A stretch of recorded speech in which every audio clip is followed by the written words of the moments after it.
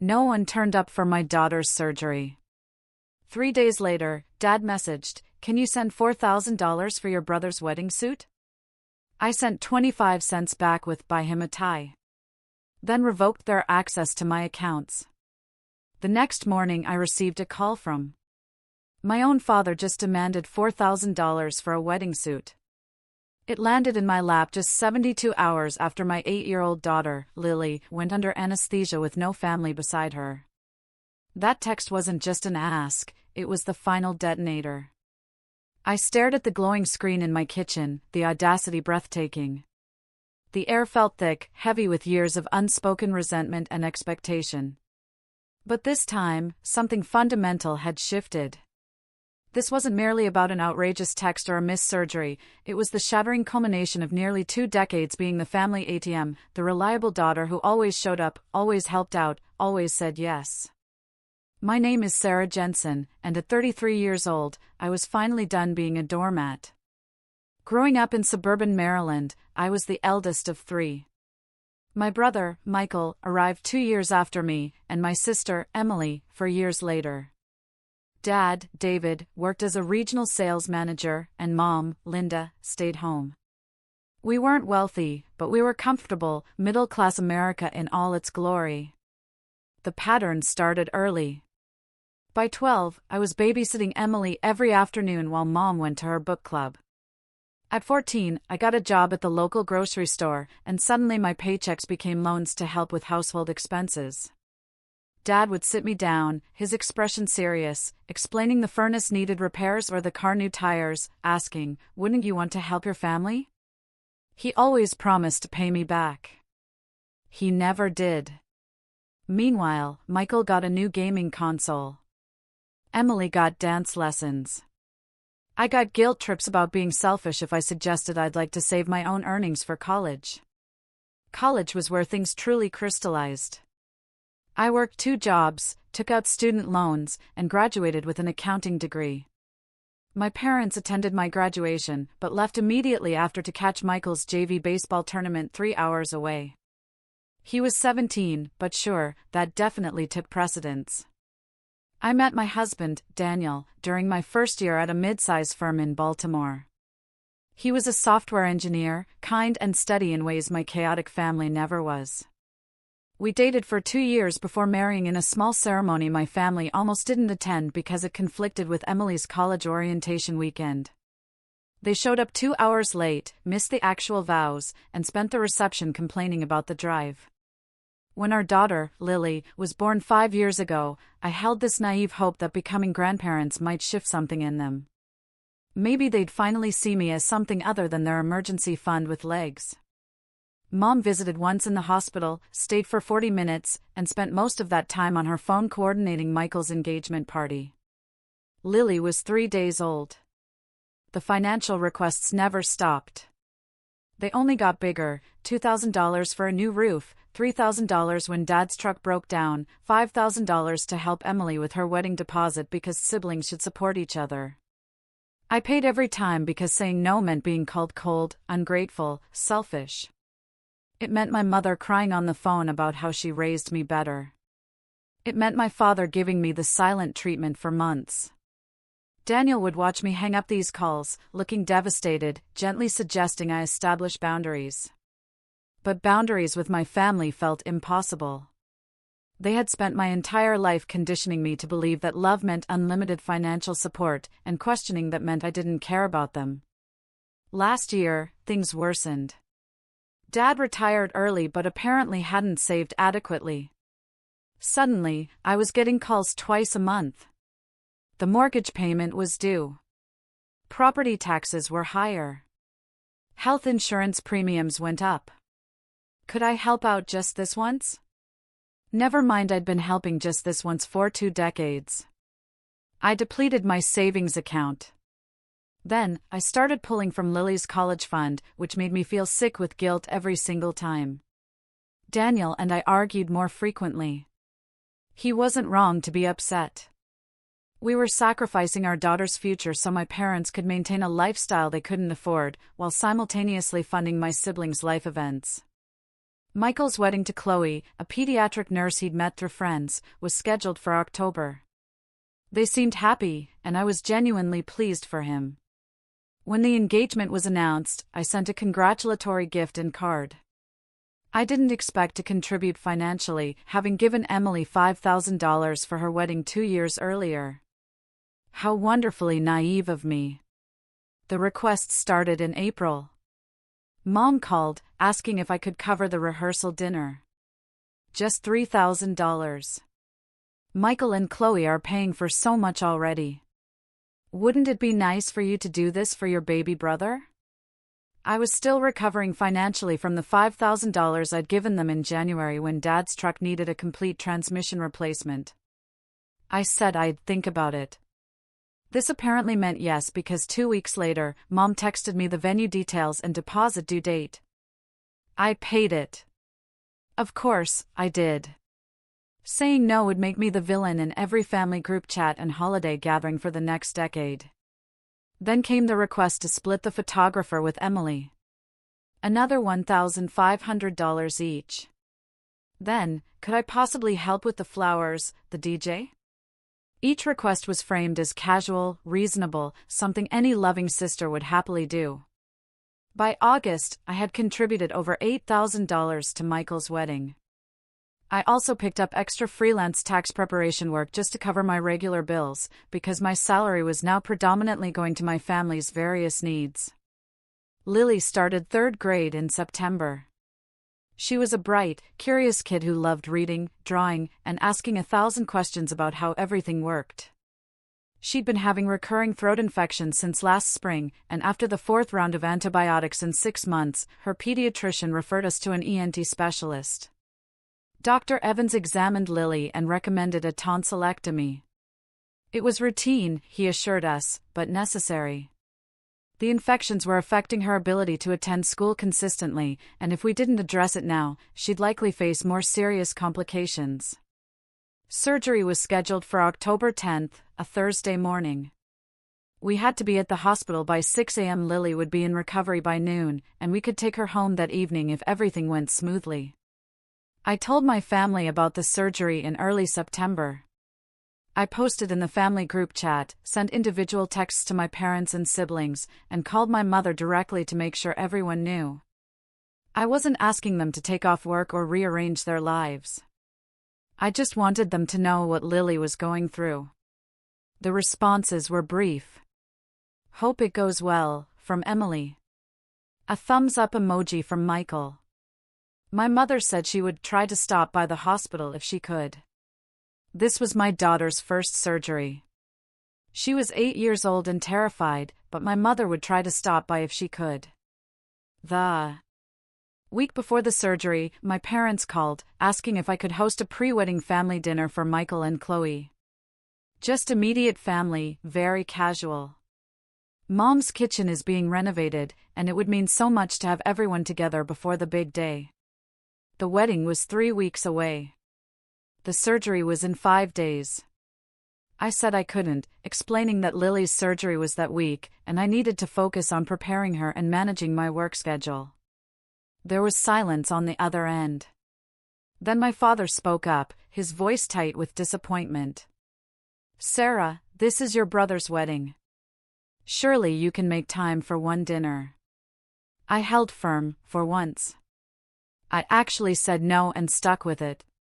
The call ended awkwardly, and I was immediately added to a group text between my parents and siblings discussing alternate dinner locations.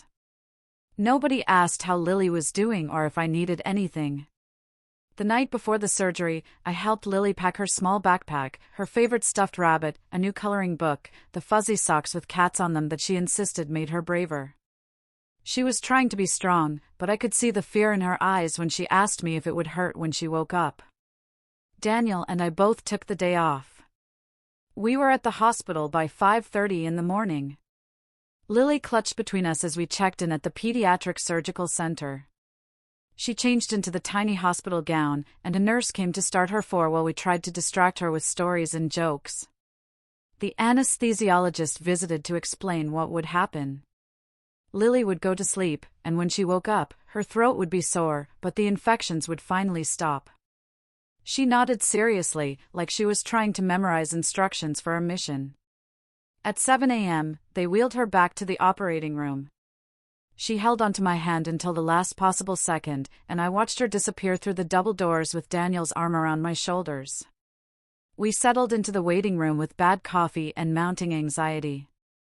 I texted my mother. Lily just went back. Surgery should take about an hour. No response. I checked the family group chat. Michael had posted a photo of his morning run. Emily had shared a meme about coffee. My mother had reacted to both with heart emojis. 8 a.m. came and went. I texted my father directly, would love to see you at the hospital if you're free. Room 241 in pediatric recovery. Read at 8:07 a.m. No response. The surgeon came out at 8:30 to tell us everything had gone perfectly. Lily was in recovery, and we could see her soon. I felt a wave of relief so intense it made me dizzy. Daniel hugged me, and we waited for a nurse to take us back. Lily was groggy and uncomfortable but trying to be brave. My throat hurt, she whispered. And could she have ice chips? We spent the morning in recovery, monitoring her vitals and keeping her comfortable. The nurse was wonderful, explaining everything and praising Lily for being such a good patient. I kept checking my phone. Surely someone would show up. Surely my mother, who had been present for both of Emily's children's hospital stays when they had minor procedures, would come to support her granddaughter. By noon, Lily was cleared to go home. We gathered our things, and I pushed her in a wheelchair to the parking garage while Daniel brought the car around. She fell asleep in the back seat on the drive home, exhausted from the anesthesia and stress. We spent the rest of the day keeping Lily comfortable, popsicles, soft foods, gentle entertainment. She was a trooper even when the pain medication wore off and her throat hurt terribly. Daniel and I took turns staying with her, making sure she was never alone. My phone remained silent. 0 texts from my family asking how the surgery went. 0 calls checking on Lily. Friday morning, I sent a message to the family group chat with a photo of Lily on the couch surrounded by stuffed animals, giving a weak thumbs up. Surgery went well. Lily is recovering at home. Thanks for all the support. Emily responded with, so glad she's okay, followed by another heart emoji. Michael didn't respond at all. My mother called Friday evening. I thought maybe she was calling to apologize for not being there, to explain what emergency had kept the entire family away. Instead, she launched into a story about the flower arrangements for Michael's wedding and how the florist had gotten the colors slightly wrong. Did I think ivory roses would look okay instead of cream? She talked for 15 minutes before I could get a word in. Mom, did you get my messages about Lily's surgery? A brief pause. Oh, yes, honey. I'm so glad everything went smoothly. You know how these routine procedures are, in and out so quickly. Anyway, about these flowers. Routine procedure. As if that made it okay that not one person from my family had shown up to support an 8-year-old child going under anesthesia. I ended the call shortly after, claiming Lily needed me. I sat on the floor of my bathroom and cried for 20 minutes while Daniel put Lily to bed. Saturday was more of the same, caring for Lily, managing her pain, keeping her hydrated. She was already feeling better, which was a relief. Kids bounce back quickly. I bounced back slowly. The hurt of being completely ignored during a genuinely scary moment for our family was sinking in deeper with each hour. Sunday afternoon, 3 days after the surgery, my phone buzzed with a text from my father. Sarah. Michael needs a custom suit for the wedding. The one he ordered doesn't fit right, and there's no time for alterations. We found a tailor who can do a rush job, but it's $4,000. Can you send money today? He needs it by tomorrow morning for the first fitting. I read it 3 times. Certain I must be misunderstanding something. $4,000 for a suit with less than 24 hours notice. 3 days after they couldn't be bothered to show up for Lily's surgery. My hands were shaking when I typed back, "Are you serious right now?" His response came immediately. "Michael's getting married in 2 weeks. This is important. I know it's last minute, but we're in a bind here. This is important." Michael's overpriced suit was important, but Lily's surgery wasn't worth a single text message. Something inside me snapped. It wasn't a dramatic moment. There was no lightning bolt realization. It was just a quiet, definitive breaking point. The crack that had been forming in my tolerance for their mistreatment finally split wide open. I opened my banking app and sent my father 25 cents via electronic transfer. In the note field, I typed, "Buy him a tie." Then I did something I should have done years ago. I went through every account, every service, every subscription my family had even remote access to. The Netflix account they used? I removed their profiles. The Amazon Prime I'd been paying for that shipped directly to their house? I canceled their access. The Sam's Club membership under my name that my mother used constantly? I called and had her additional card deactivated. Then came the bigger stuff. Years ago, in a moment of financial panic, my parents had asked me to add them as authorized users on one of my credit cards to help improve their credit score. They promised to use it only for emergencies. Naturally, they'd been using it regularly for the past 18 months for everything from groceries to gas. Always paying me back late, always with some excuse about cash flow issues. I called the credit card company and had them removed immediately. Then I changed my bank passwords, enabled two-factor authentication on every financial account, and updated my security questions to things my family couldn't possibly guess. Finally, I went into my phone settings and muted the family group chat. I didn't leave it. I just stopped being available for the constant stream of requests and obligations. The whole process took about 90 minutes. Daniel watched from the doorway of our home office, and when I finally sat back in my chair, he asked if I was okay. "I'm done," I said simply. "I'm just done." Sunday night was quiet. Too quiet. I kept expecting the backlash, the angry calls, the guilt trips, but my phone stayed silent. Monday morning, I was making Lily breakfast when my phone rang. Unknown number, local area code. I almost didn't answer, but something made me pick up. "Is this Sarah Jensen?" "Yes." "Who's calling?" "This is Lisa Rodriguez from Riverside Credit Union. I'm calling about a home equity line of credit application we received this morning from David and Linda Jensen. They listed you as a cosigner, and we need to verify some information. According to the application, you agreed to guarantee this loan. Can you confirm that's accurate?" My stomach dropped. I never agreed to cosign anything.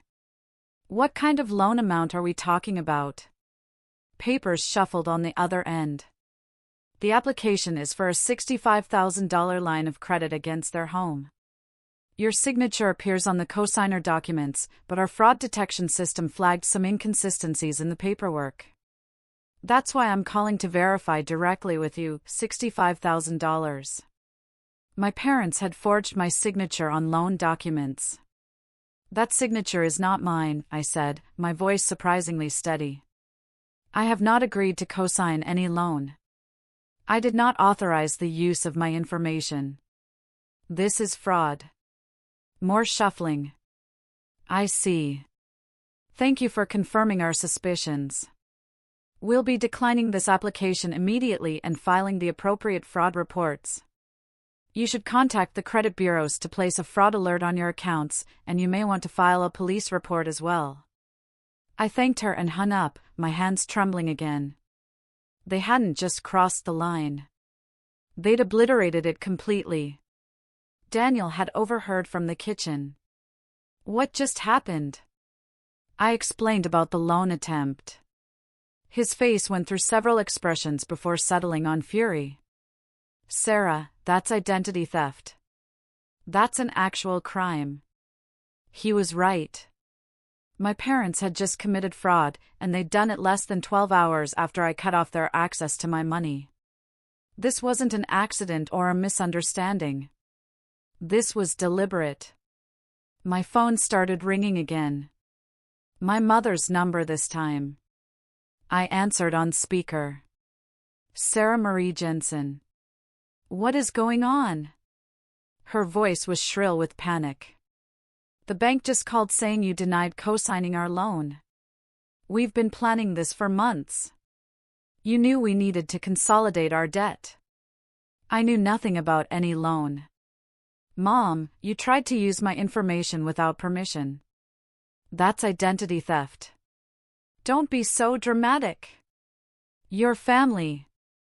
We were going to tell you about it, but with Michael's wedding and everything being so hectic, it slipped our minds. Just call the bank back and fix this.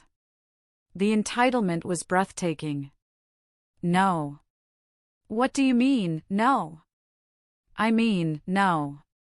I'm not co-signing a loan. I'm not sending money for Michael's suit. I'm not paying for any more wedding expenses. I'm done being your emergency credit card.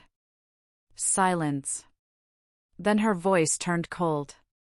Is this about Lily's little procedure? Are you really going to punish your entire family because we couldn't make it to the hospital? Grow up, Sarah. It was a routine surgery. You're being incredibly selfish. Little procedure. Routine surgery. Selfish. Let me be clear, I said, my voice steady despite the rage boiling under my skin. You have spent my entire life treating me like an ATM machine. You have taken thousands upon thousands of dollars from me while giving Michael and Emily everything they ever wanted. You couldn't be bothered to show up when your granddaughter was having surgery, but you had the audacity to ask for $4,000 3 days later. And when I finally said no, you tried to commit fraud by using my name on a loan without permission. We would have paid you back. You never pay me back. Not once in 20 years have you actually paid me back anything.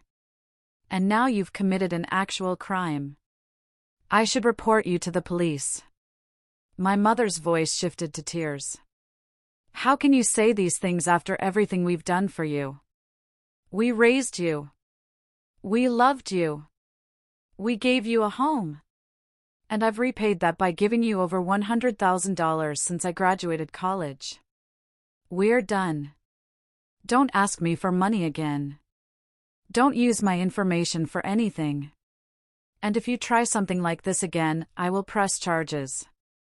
I hung up before she could respond. My whole body was shaking. Lily padded into the kitchen in her pajamas, looking worried. Mom, are you okay? I pulled her into a hug. I'm fine, sweetheart. Everything's fine. The next call came 10 minutes later. My father this time, his voice hard with anger. Your mother is crying. What the hell is wrong with you? What's wrong with me? You tried to take out a $65,000 loan in my name without permission. That's fraud, Dad. That's illegal. We needed to consolidate debt. The interest rates on our cards are insane. And the bank said with your credit score co-signing, we'd get a much better rate.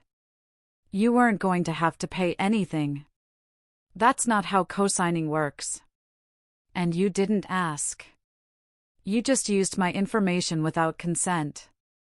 How did you even get my social security number and employment details? A pause. We have that information from when you were younger. They kept documentation from my childhood and teenage years specifically to have access to my identity if needed. The premeditation of it made me feel ill. Lose that information. Destroy any documents you have with my personal details. If I find out you've tried to use my identity for anything else, I'm filing a police report. You'd report your own parents? To protect my family and my daughter's future? Absolutely. He hung up on me this time. I spent the next hour on the phone with the 3 major credit bureaus, placing fraud alerts and explaining the situation. Then I called my bank and set up additional security measures. Daniel contacted a lawyer friend to find out what steps we should take legally to protect ourselves. The family group chat, which I muted, apparently exploded. When I finally checked it that evening, there were over 100 messages. Michael calling me heartless. Emily saying I was tearing the family apart. My mother writing long paragraphs about sacrifice and family loyalty.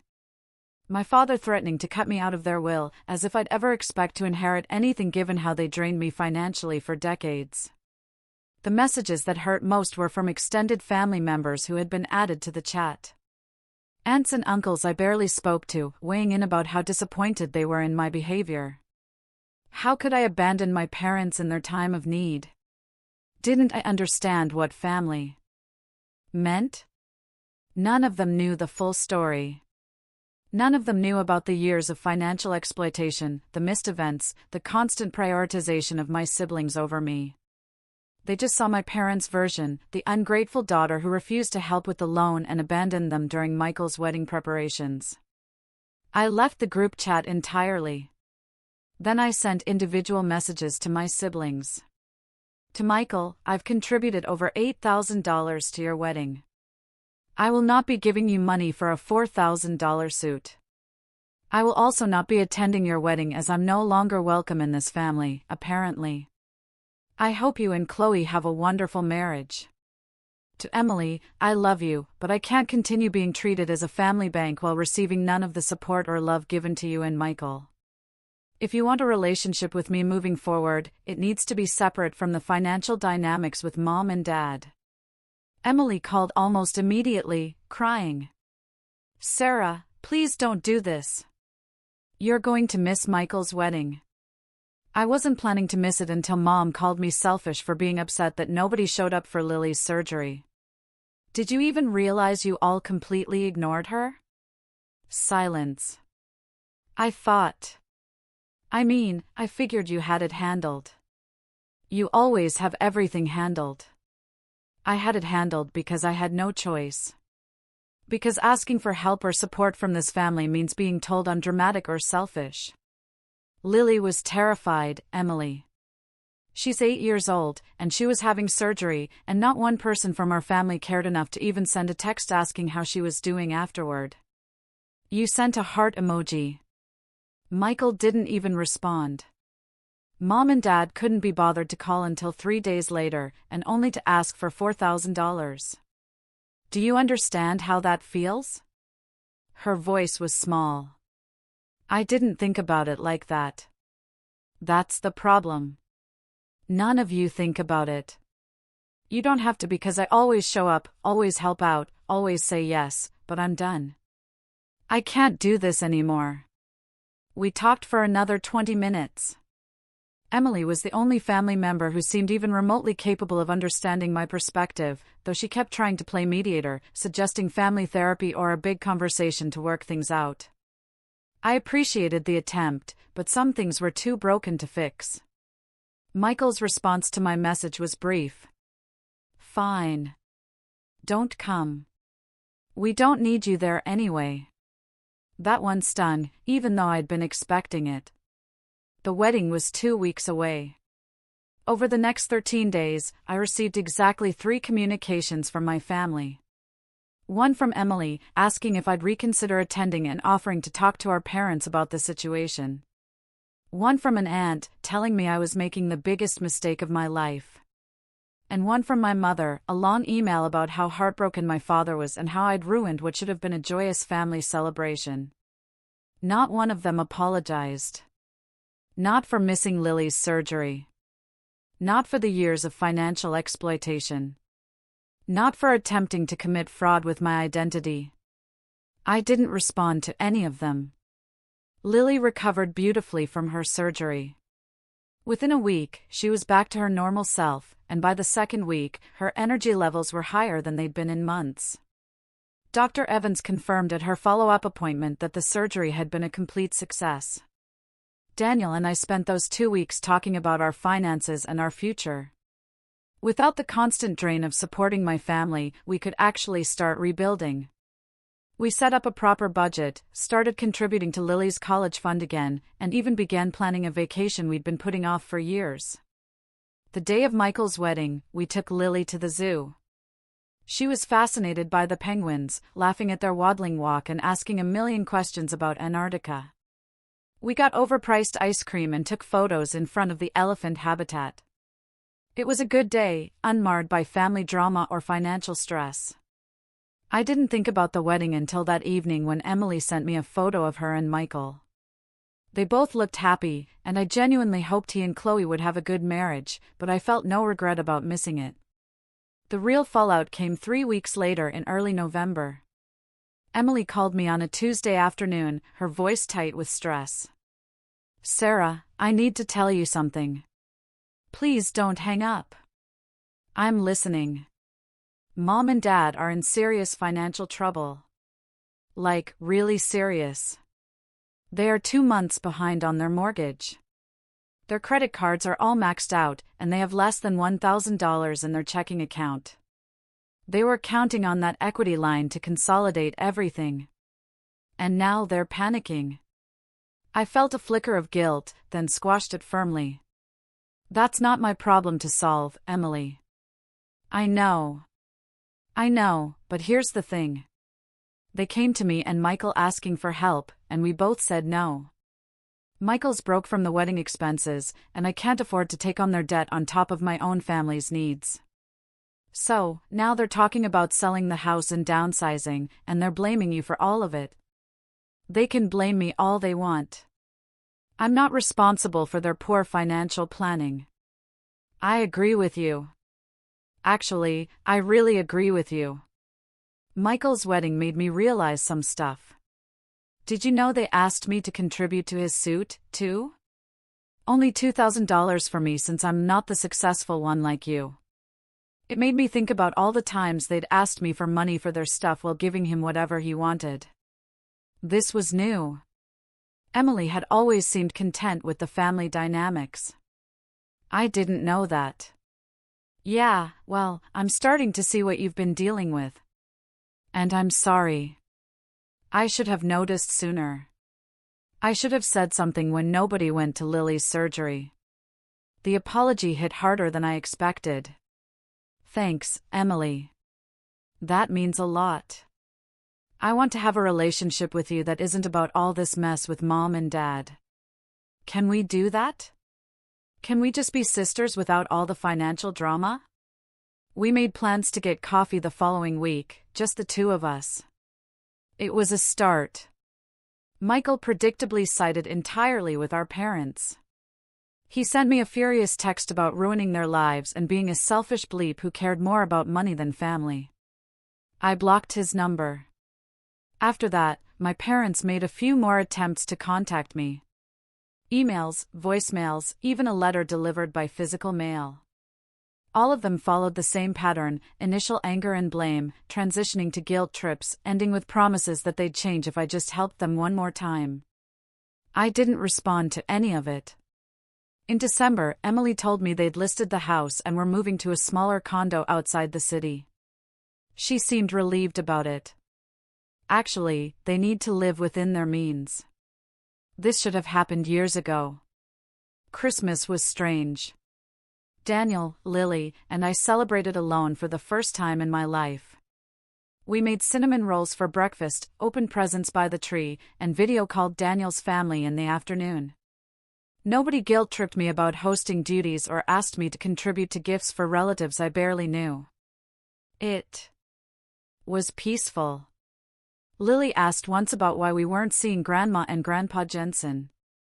I explained simply that sometimes adults have disagreements and need space from each other. She accepted this easily, the way kids do, and went back to playing with her new art supplies. January brought an unexpected message from my father. Not a request for money or a guilt trip, but something different. "Sarah, I've been doing a lot of thinking. Your mother and I are meeting with a financial counselor to get our spending under control. We're also starting therapy. I don't expect you to forgive us or come back into our lives right away. But I want you to know that I'm starting to understand how unfairly we treated you. I'm sorry for the loan thing. That was wrong. I'm sorry for a lot of things. Take all the time you need.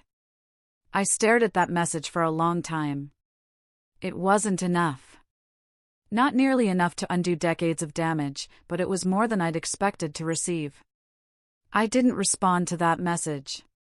Not immediately, possibly not ever. The damage was too deep. The years of exploitation too extensive.